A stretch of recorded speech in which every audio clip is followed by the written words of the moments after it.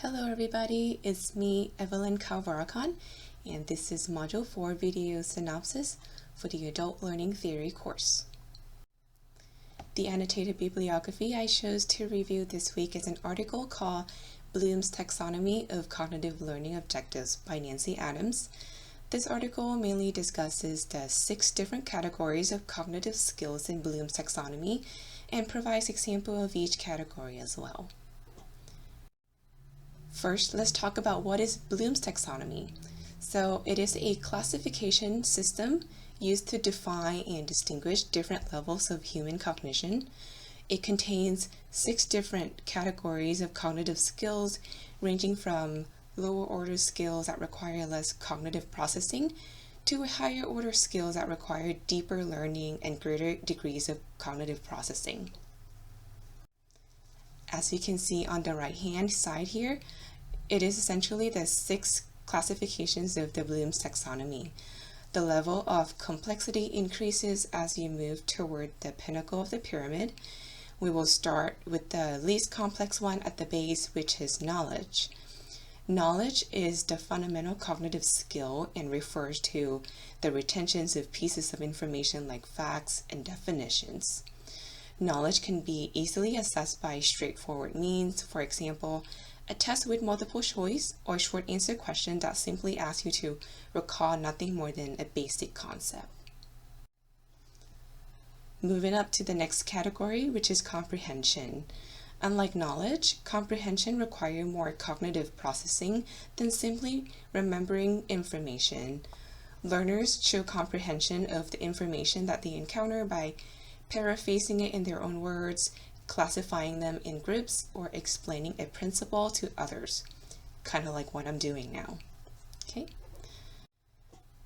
And the next category is application. Application allows learner to use knowledge, skill, or techniques in new situations. In other words, it is where you apply what you learn to the real world. Moving to the higher levels of taxonomy, we see learning objectives relating to analysis. Here's where the skills that we commonly think of as critical thinking enter. Distinguishing between facts and opinions or identifying the claims in an argument are activities that all require analysis. Following analysis is the level of synthesis, which entails creating a new product in a specific situation.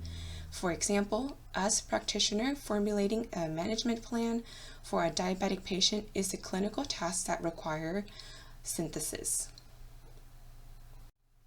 Finally, the pinnacle of the Bloom's taxonomy is evaluation. When instructors reflect on a teaching session or assessment result to judge the value of the session, they engage in an evaluation. Or when we critically appraising the validity of a clinical study and judging the relevance of its result, we are using an evaluative skill. It is important to recognize that higher level skills in the taxonomy incorporate many lower levels of skill as well.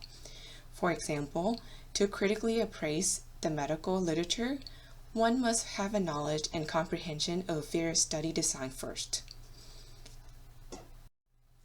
Lastly, it is important to note that most common usage of the Bloom's taxonomy focus on cognitive learning skills rather than other types of skills. The other types of skills that we're talking about here are psychomotor skills or affective skills, which are also really crucial to the success of health professionals. For example, psychomotor and affective skills are like not tying in surgery and empathy toward patient respectively. And that is it for today, guys. Thank you so much for listening.